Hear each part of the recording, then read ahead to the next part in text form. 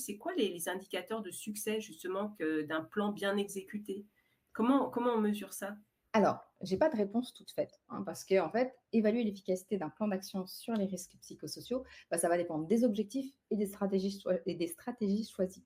Donc, les indicateurs, ils doivent vraiment être adaptés au plan d'action. Et pour ça, bah, qu'est-ce qu'on fait? Eh ben, on va se poser des questions pour clarifier ce qu'on cherche à mesurer. Parce qu'enfin, encore une fois, les risques psychosociaux, ça se mesure.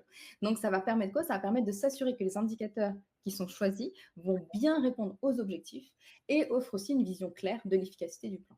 Donc, par exemple, ça serait quoi? Ça serait se dire, OK, quels sont les objectifs principaux du plan d'action? Est-ce qu'on cherche à améliorer le bien-être social? Est-ce qu'on cherche à réduire l'absentéisme? Est-ce qu'on cherche à renforcer la cohésion d'équipe?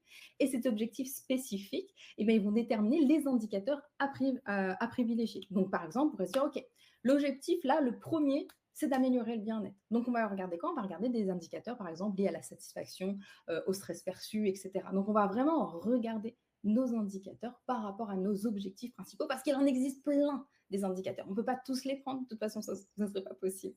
Et c'est vraiment en vous posant ces questions, en répondant aussi de manière plus approfondie, que vous allez créer un cadre d'évaluation qui vont être alignés avec les objectifs, les attentes et les réalités de l'organisation.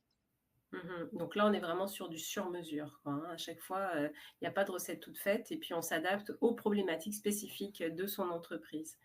Ça a beaucoup de sens quand on l'entend. Il y a une, Heu, il y a une oui? évolution aussi, Eva. Tu sais, c'est comme, là, c'est l'an 1 pour la 27, c'est bien beau. On va faire un premier topo, un premier plan de prévention. Euh, Après ça, oui, de mesurer, mais c'est que le topo de l'entreprise même peut changer au fil de l'année. Mmh.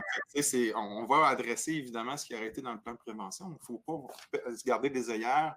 Puis il faut aussi toujours être à l'affût de ce qui peut se développer au sein de mon organisation qui peut me faire déraper d'une position qui était peut-être enviable auparavant. Parce qu'il y a des stresseurs extérieurs de l'organisation qui font des pressions au niveau de la gestion, qui ont des impacts au niveau des risques psychosociaux. Puis c'est un visage qui change, qui évolue. Mmh. Mmh. Oui, puis après on peut aussi, je pense, mettre en place des actions, puis se rendre compte que finalement, c'était pas les actions les plus adaptées à la situation, donc réajuster le tir, en mettre d'autres. Donc c'est vraiment un processus, permanent, hein, de réajustement puis d'élaboration.